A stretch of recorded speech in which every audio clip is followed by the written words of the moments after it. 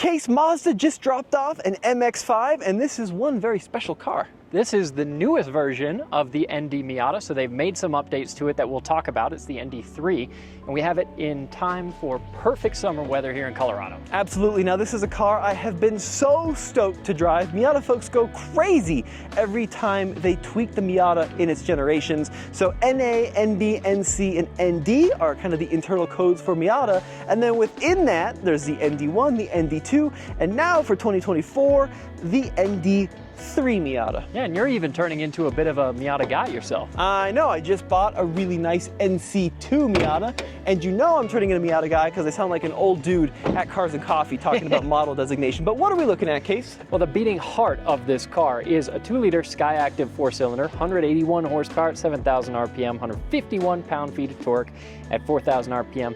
Look, it's not a powerhouse of a car, but it also is very lightweight, as Miatas always have been, and 6-speed manual transmission spec'd on this one, which is exactly how you want it, and a limited slip in the rear, which they've actually tweaked a little bit. Absolutely. So in terms of changes, ND2 to ND3, the engine is pretty much the same. We do have a heavily revised steering rack, still electronic steering, but a bunch of changes, which we'll talk about in a sec, and that rear diff has also been tweaked to help with the tail happiness of the ND Miata. Because I guess early ND Miatas, people felt like they were a little too tail happy, which is hard to imagine. I know. But now I guess that's fixed. Yeah, the problem with like ND1 is you drive it on a back road and the tail would swing out on you and you're like, wow, that's fun. And then 25 turns later, you're like, wow, I am so sick of going sideways. Yeah. But apparently ND3 has solved a lot of those issues. So let's talk about this variant. So this is the RF trim. And for this model year, we still have a bunch of different versions. You can still get soft top Miatas. This one is the retractable fastback. And what that means, Case, is you push a button and then the top, well, I'll just show you. It does a kind of a cool dance, right? Yeah, and it's actually really easy to do. There's just a button in the center console. You hold it in place like you would expect, and you don't have to do anything else than that. You don't have to latch it yourself or anything. It just works, and it's a cool operation to watch in real time. It happens reasonably quickly, wouldn't you say? Yeah, check that out. So this kind of replaced the NC retractable hardtop. Yeah. And honestly, this is the heaviest Miata, which enthusiasts hate, but Case, it's also the best looking Miata. This thing looks so cool. Well, and especially the way that this one is spec'd, white doesn't always show up super well on camera, so it's not usually our first pick. But I love the white with tan interior. We've got a little bit of body color here on the door cards and black wheels, so it's kind of stormtroopered out. I think this is a really sharp car. Although I gotta be honest, your NC is one of my favorite colors I've seen on a Miata. It's kind of a deep blue. It looks really good. I will not disagree with you on that one, Case. Now look, this is not the highest performance enthusiast version of the Miata. So if you really wanted the ultimate track version, you probably want the soft top. It's like the club version, right? Yeah. You can get it with upgraded brakes and the Recaro seats. This is the RF Grand Touring in Snowflake White Pearl. I have the sticker here, as tested, $38,925. So we're also not at the most expensive. You can get an RF well over 40 grand, but it's not the cheapest Miata either.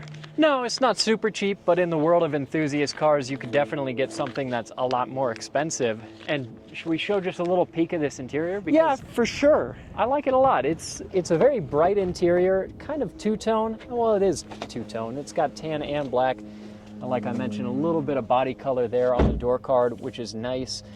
The only thing is, and you're kind of at the cusp of as big of a person, no offense, as you want to be, being in one of these, because like your dad, who's what, maybe an inch or two taller, it doesn't really fit in these cars. No, that's a great point. And look, part of it is I'm just a very skinny dude, right?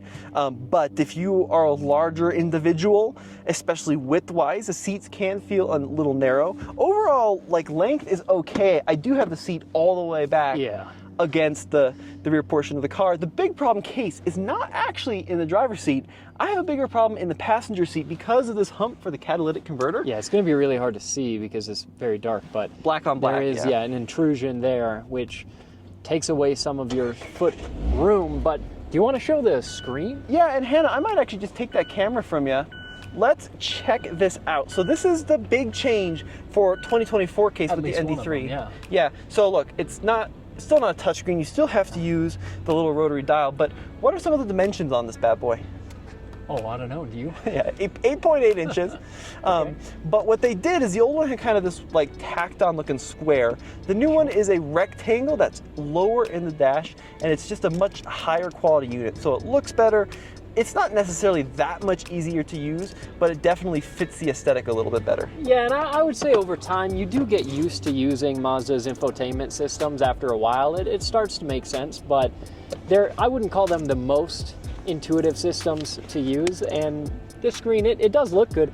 It looks a lot like what some of their other cars are running these days. You know, it's a screen that just kind of comes up out of the dash. It's not necessarily integrated into the dash, but yeah, I think it works. It's fine. I wouldn't buy this car because of the screen. No, I mean, that's not what this is about. Now, the reason I'm shuffling around is because back here we do have a nice little cubby.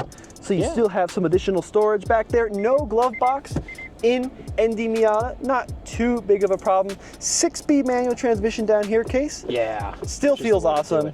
And also, the materials and the design on this interior in general are good. I love the look of the steering wheel, the look of the vents, some of the different colors, and the fact that it's two-tone.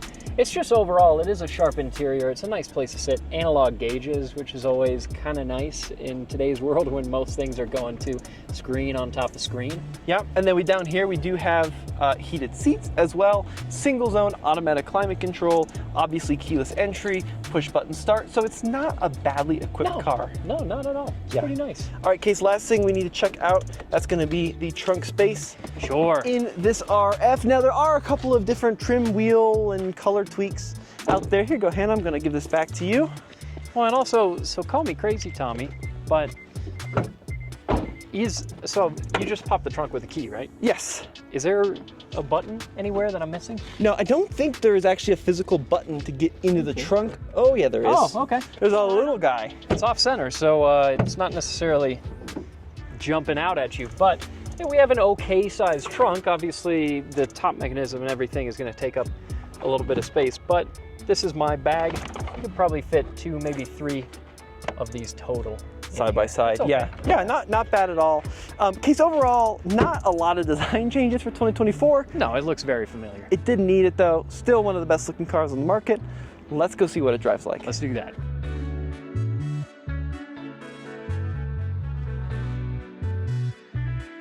All right, Case, driving the ND3. Let's see it. Wow, it's cool, tire squeal. Dude, I forget how much I like these cars.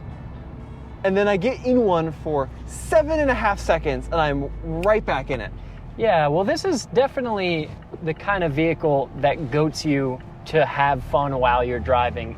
I can't imagine a situation where you would be driving this car and not wanting to send it to full throttle and hit quick shifts and take corners hard. And the great thing about this car, Case, is you can do all of that at 23 miles an hour and still be having fun. Yeah, I used to have my C4 Corvette, and that was not a fast car by modern standards, by most people's standards. But even so, it was harder to really goose it like you can in this car. Yeah, right, and it wants you to goose it. Like here, we'll go to redline it first. Oh, it's just so good. And look, we are so used to driving turbocharged engines, and the modern turbo 4-cylinder in a standard car has a lot of oomph at like 1800 RPM and then nothing above 6. Yeah. And this car's the opposite. Like there's nothing below 5.5 and then all the fun's up top. And to its credit, it's still fun to wring this car out even while we're a mile above sea level, where this car is pretty noticeably down on power. You really notice the big trucks in this Miata, Case. They feel even bigger than ever. No, you're 100% right. I mean, this is a car that on paper at a mile above sea level, not all that quick.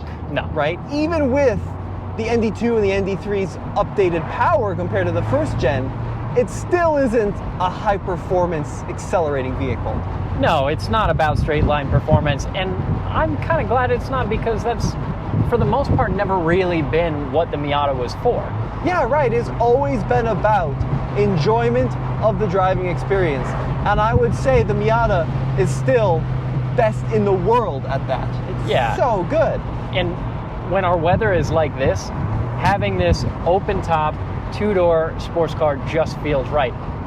I think the biggest thing that lets it down is it's not the best sounding car. Yeah, that's a good point. So this 2-liter, super progressive, really fun up top in the RPM range. It, like you said, encourages you to rev the beans off of it, but it's not a very rewarding sounding car at really any RPM. No, but it's also on the quiet side, which I think is fine because it's stealthy, and that's part of the reason you can ring it out and have a lot of fun and both not break the law necessarily and also not really bother people, because it's quiet, it's a friendly car.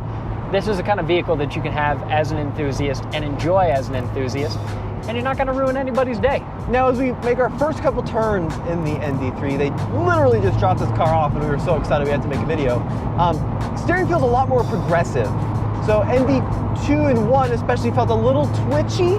This feels a lot more linear in how it steers. And you still get pretty decent feedback. Like, I know it has an electric power steering system, which is not the best like compared to an NB or an NC in terms of feel, but you still have a good sense of what the front wheels are doing. Yeah, and it's still a very lively car to drive. I really don't think that they've lost any of the Miata DNA. And you can speak to that especially because you have an NC Miata, so you've got something consistent in your life that you can compare it to. The one thing I will say compared to an NC, now that I've owned one, is folks were really stoked about the ND when it came out because it was one of the few modern cars that got smaller. Yeah. So everyone was like, NC's a dump truck, it's too big. NC is big because it's largely developed for the American market, and it is still more comfortable than ND. So I'm glad they made it smaller, but even an NC is teeny tiny compared to anything else on the road. Like, if this car was a few inches longer, I know the purists would lose their mind. I think the average American would probably appreciate it. Yeah, but again, it depends on your height and your build. This vehicle might fit you just fine. It's a little tight for Tommy and I. Tommy's about 6 foot, I'm about 5'10", and I think we're both under 200 pounds. I think it fits us okay. Yeah. I'd be comfortable in it. Yeah, no, for sure. Especially like cruising around town, going for a weekend drive, it's perfect. If you want to go for an extended weekend out of state, yeah, it starts to feel a little cramped. That's not really what it's designed for. But I think both you and I could pretty easily commute in this car without any challenges. Yeah. Now, I think my biggest hang up with this car, and there's pros and cons on both sides of it, but we bought a Mustang GT and we got it out the dealership for about $42,000. And granted, that was with some cash on the hood, so I think the sticker on that was $46,000. Yeah. But this is not the cheapest Miata, granted, and a better interior than our Mustang in a lot of ways, but this is getting into some muscle car territory, and if I had to pick between this and a Mustang, 100% a point of personal preference, but I'd probably go Mustang. Well, and there's just such different cars, right? Like that Mustang feels a lot like a Hawaii rental car that happens to have almost 500 horsepower. Yeah. Where this feels like a sports car. But to your credit, where we drive most of the time, even though we have some of the best driving roads in the country here in Colorado, we're usually just going on surface streets like this. Yeah. And the Mustang offers a more fun experience than that. No, Case, but you bring up a really good point, right? Like $37,000, $38,000, especially if you're getting a loaded RF, you're going to be over 40. Yeah. Like, that's a good bit of money. Some pretty serious cars. And I think that argument made a lot more sense when Camaro was around, when Challenger was around, right? But now that it's basically Mustang as the last V8 muscle car, I kind of feel like I would go Miata over Mustang. Yeah, which is fair. There's really no bad options. It just depends on how you want to spend your money. I think, this is getting into a area of maybe not necessarily literally the most car for the money, but it is a lot more well-rounded than other enthusiast cars just because it has a pretty decent interior with decent materials and good tech, and it's an efficient car. You can get well over 30 miles per gallon on the highway. I think the rating is about 35 highway, which is also really good. So yeah, this is just a great all-around car, but I would love it even more if it was a little less expensive. Question is though, this or the new GR86? even though I love being in this convertible with the top off, I'm generally more of a hardtop guy, so I might lean towards the 86 myself. But again, you really can't go wrong, and I'm just happy that this car and that 86 and others like it, not that there's tons of others like it. Yeah, sure. What others like it? I'm just glad that there's a couple of these cars that are still around. No, for sure. I mean, you're right on the money about that, right? Most of the two-door sports cars, period, have all but disappeared. I mean, for me, GR86, it's a more usable car if you have like a spouse or a dog, obviously, right? You have a little 100%. Bit of a rear seat, not a lot of a rear seat. No, it's probably not the buying criteria for most people, those rear seats, although they are useful, especially if you just want to throw a backpack back there or something. I do think this car drives better, believe it or not. It's just a little tighter. I like the steering on the Mazda more. Well, you've spent more time in both, so I would defer to your judgment on that. I kind of like that Boxer in the... Okay, we're going to put the windows up. It's kind of loud on the highway. I kind of like the Boxer in the Toyota and Subaru a little bit more. It's got just a little bit more character. Yeah. But the design, the chassis dynamics, and the steering, for me, I think the Miata is just a little more attractive. Well, again, either way you go, you're going to have a lot of fun. So this is an area where the RF does struggle a little bit. There is some buffeting on the highway, right? Yeah. Like you get it up to 55, 60, 65 miles an hour.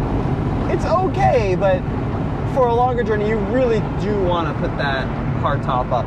And I think your expectations for how quiet it's going to be with the top down should be limited one way or another. You're going to hear some noise. Some vehicles are better than others, but I wouldn't say it's appalling.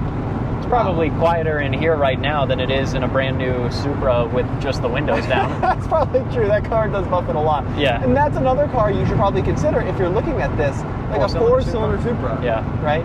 Bigger car, no manual with the four-cylinder. Yeah. But it just depends on what you want.